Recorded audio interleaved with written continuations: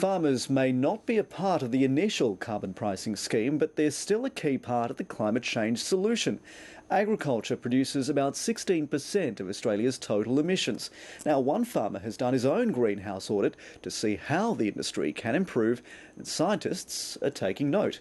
Environment reporter Sarah Clark reports from the Riverina. He doesn't look like a farmer with an environmental cause, but David Katanak is doing everything he can to cut his carbon footprint. It's with that in mind he decided to undertake an emissions audit. I wasn't looking at it from an environmental point of view, to be honest. I was actually using it as another tool to flag areas where we may be able to pick up on efficiency.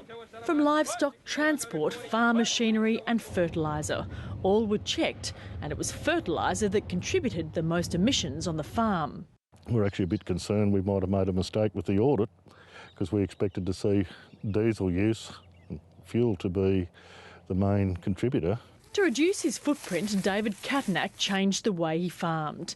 He left corn stubble on top of the soil instead of burning it, and that's reduced surface evaporation, and long-term, the soil quality is enriched as a result.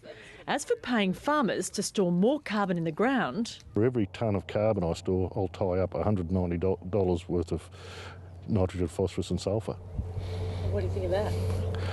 Doesn't look like a very good investment, does it? If you're going to give me $8 or $10 a tonne to tie it up for 100 years. David Katanak was the first to do an emissions audit from a working farm. Now CSIRO is using those results to embark on a broader scheme, working with 17 grower groups across the nation. As well as storing more carbon in soils, scientists are trialling ways to produce higher yields using less water. But in many parts of Australia, we're only achieving 60 to 70% of the efficiency that is possible. So there's a lot of room for improvement. With the forecast of less rainfall in the future, this research will give farmers a head start as they learn to live with a changing environment. Sarah Clark, ABC News, Griffith in the Riverina.